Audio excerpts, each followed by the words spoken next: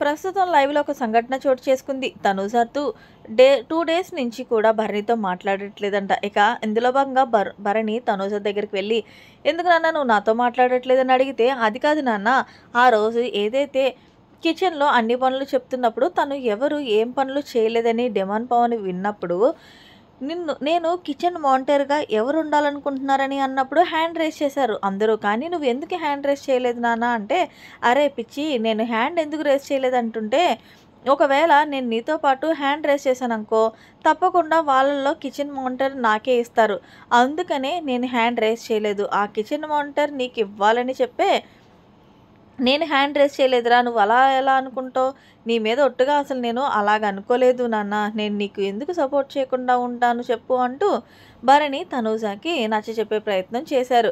అయితే తనుజ, నాన్న నేను కూడా అదే కదా చాలా ఫీల్ అయిపోయాను. ఇదేంటి ఎప్పుడు లేనిది నాన్న నాకు సపోర్ట్ చేయలేదు అని. కానీ ఇప్పుడు నువ్వు చెప్తావు కాబట్టి నేను రియలైజ్ అయ్యాను. కానీ నేను వచ్చి అడుగుంటే బాగుండేది కదా అంటూ తనుజ భరణిని అంటుంటే, భరణి అదే కదా ఈ హౌస్‌లో నాకు రిలేషన్ ఉన్న ఏది ఎలాంటిది ఇబ్బంది వచ్చినా నేను నీ ఒక్కదానికే చెప్తాను. నీతో మాట్లాడుతుంటే నా కూతురు నాతో మాట్లాడినట్టే అనిపిస్తది. అందుకే నాన్న నిన్ను ఎప్పుడు ఇట్లా చేయను అంటూ మాట్లాడుతున్నాడు భరణి. ఇక ఇందులో భాగంగానే తనుజ, సరే నాన్న నువ్వు చెప్పావు కాబట్టి నేను ఈ రోజు నుంచి నీతో మాట్లాడతాను. అందుకే నీ మీద అలిగాను, బొంగుమూతి పెట్టాను అంటూ తనుజ చెప్తుంది. ఏదేమైనా సరే లైవ్‌లో వీళ్ళిద్దరిని చూస్తుంటే భలే చూడముచ్చటగా అనిపిస్తుంది.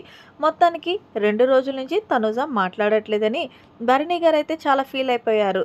ఫైనల్‌గా తనూజ దగ్గరికి వెళ్ళే మాట్లాడేశారు. మరిన్ని లేటెస్ట్ అప్డేట్స్ కోసం మన ఛానల్ సబ్స్క్రైబ్ చేసుకోండి. Thanks for watching. By by. Have a nice day.